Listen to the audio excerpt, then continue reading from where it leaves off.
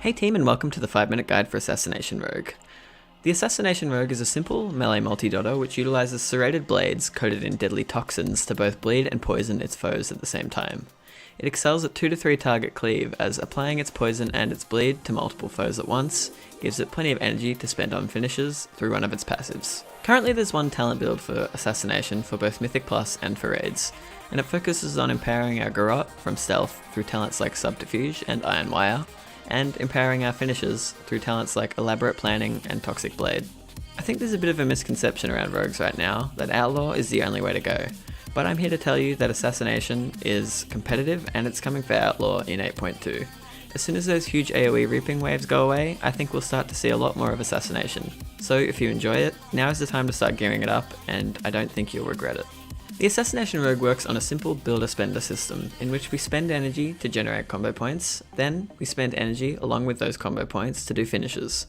In Assassination's case, we have two, one that applies a bleed, and one that increases the chance that we apply our poisons to the target. There is an important passive that I mentioned earlier that we have to pay attention to as Assassination, and that is Venomous Wounds.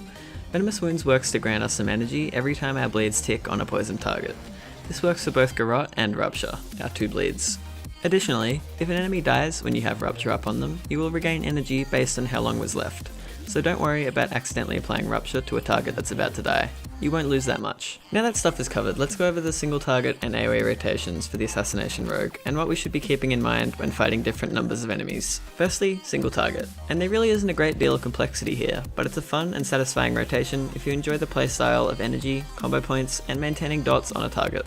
Against a single target, we want to be using Mutilate, Garrote, and Toxic Blade to generate combo points. Mutilate is our primary combo point generator here. Garrote is our bleed that generates combo points. Maintain this at all times on the target, keeping in mind that Subterfuge will increase its damage from stealth.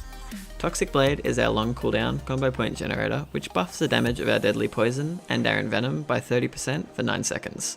Press this on cooldown and try to get as many envenoms in the buff duration as possible.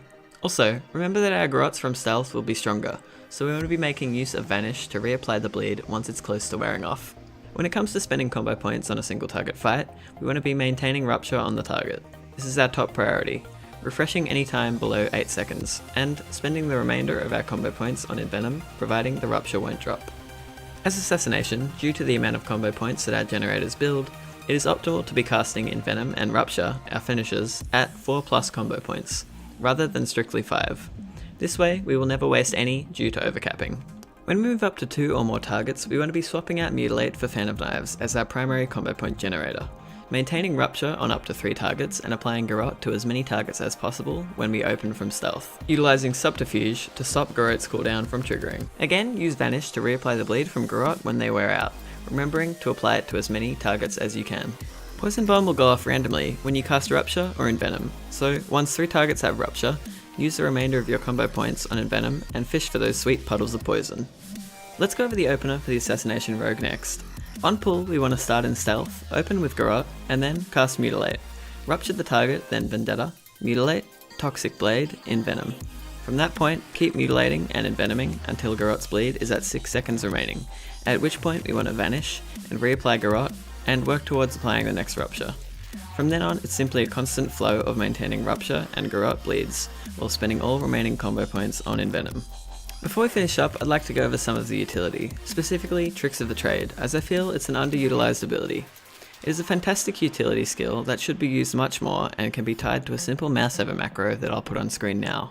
Tricks of the Trade can be used for things like Reaping Waves, making life much easier for your tank, or the cannons in Toldagor. Simply tricks the tank and jump into a cannon. Nobody will ever get threat from them again. Ever. This thing is OP. Try it out for yourself and your tank will love you. The Assassination Rogue is just simple and easy fun.